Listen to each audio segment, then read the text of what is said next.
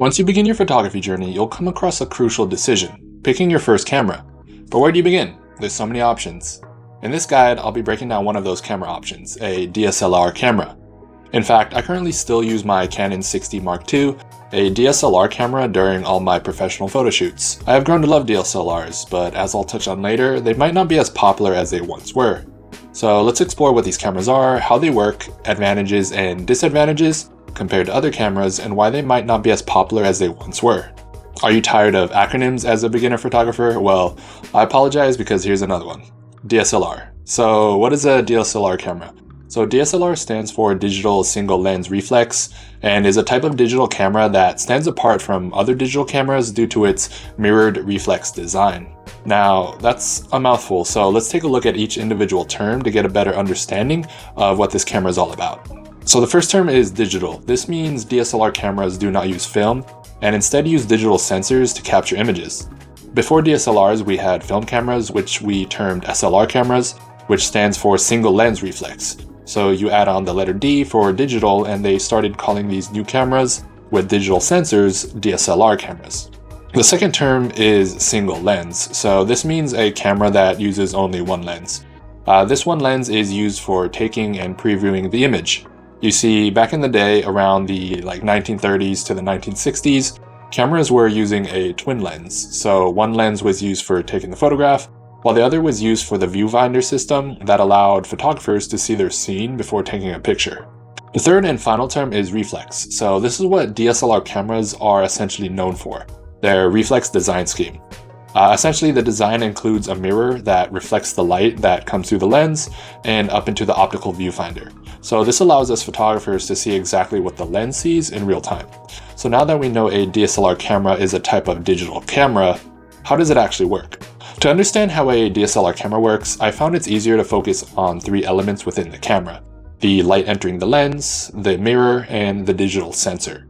When you look through the viewfinder of a DSLR camera, you can see what the lens sees. This happens because light enters through the lens of your camera, hits a mirror angled at 45 degrees, and then directs light up towards your viewfinder. When you press the shutter button on your DSLR, the mirror then flips out of the way, allowing the light to hit your digital sensor and capturing the image. And fun fact, the mirror flipping up is also the reason why there's a brief blackout in your viewfinder when you're taking an image, and the reason there is that click sound.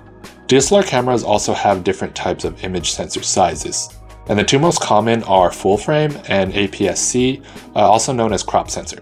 DSLRs with a frame the same size as 35mm film are called full frame cameras because they have full frame sensors.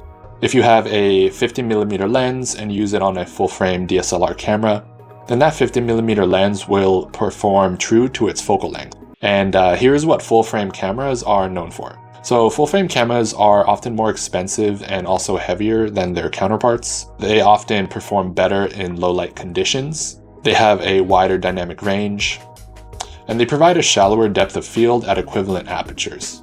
DSLRs with an APS-C sensor, also known as Advanced Photo System Type C, are also known as crop sensor cameras. And you guessed it, this is because they use a smaller image sensor compared to the full frame sensor, hence the name crop. The size difference is typically 1.4 to 1.6 times smaller than a full frame sensor. And if you have a 50mm lens and use it on a crop sensor, then there will be about a 1.5 to 1.6 times crop factor. And the focal length of that 50mm lens will then behave like a 75 to 80mm, because 50 times 1.5 is like 75mm. So here's what crop sensor cameras are known for. So they're usually less expensive than their full frame counterparts.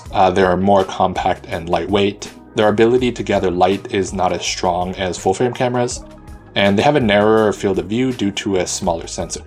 We've talked a lot about DSLR cameras, and they are solid professional cameras. But what are the other options if you don't want to use a DSLR camera? Well, in the beginning of this guide, I hinted at the fact that DSLR cameras may not be as popular as they used to be. So why is that? Well, let's take a look at some camera alternatives to DSLR cameras. The first alternative is mirrorless cameras. The introduction of mirrorless cameras is the main reason why DSLR cameras are not as popular as they used to be. You see, there is great debate among photographers that mirrorless cameras are essentially better versions of DSLR cameras, and that they should be the industry standard cameras. Mirrorless cameras operate without a mirror, hence the name. So instead of light entering the lens and then reflecting on the mirror into the optical viewfinder, mirrorless cameras use an electric viewfinder, also known as EVF for short, another acronym. So when light hits the EVF, a digital projection of the image is shown, and you can then see changes in exposure in real time before taking your photo.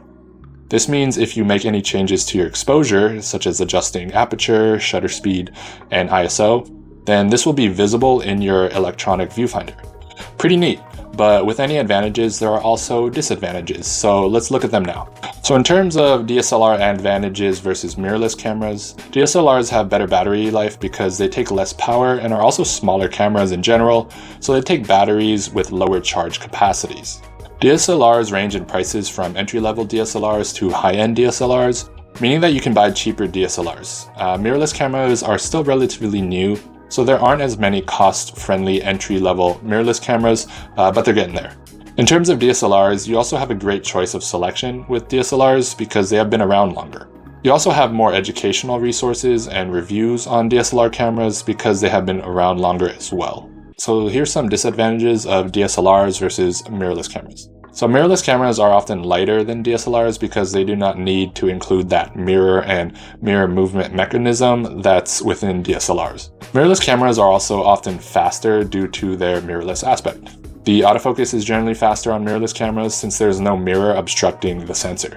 Mirrorless cameras also don't have that click sound because of the mirrorless aspect. Point-and-shoot cameras are another camera alternative to DSLR cameras. These types of cameras are often very compact, small, and easy to use, but have a fixed lens and automatic settings for focus and exposure. So let's look at the advantages of DSLRs over point-and-shoot cameras. First is that point-and-shoot cameras have limited manual controls. Point-and-shoot cameras have smaller sensors as well, which can affect image quality and low light performance. So what are some disadvantages of DSLRs compared to point-and-shoot cameras? Well, point-and-shoot cameras are often more portable than DSLRs, with many being able to just fit in your pocket. Point-and-shoot cameras are also very easy to use, hence the point-and-shoot aspect of the cameras. Point-and-shoot cameras are often more affordable than DSLR cameras and are meant for more like casual photographers who prefer not to change lenses all the time. Another alternative is smartphone cameras. So with the rise of smartphone capabilities, these devices that we carry 24/7 on us are now coming equipped with advanced camera and computational photography features that can rival many traditional cameras. But how do they fare against DSLR cameras? So let's look at some of the advantages of DSLR cameras versus smartphone cameras. So in terms of DSLR cameras, they usually have more control over settings than smartphone cameras. So while smartphones are adding more and more features, DSLRs still offer more manual settings since that is their main purpose, to capture images.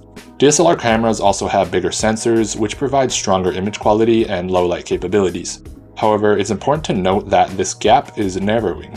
DSLR cameras also have better optical zoom capabilities due to the various lens choices we can attach to DSLR cameras.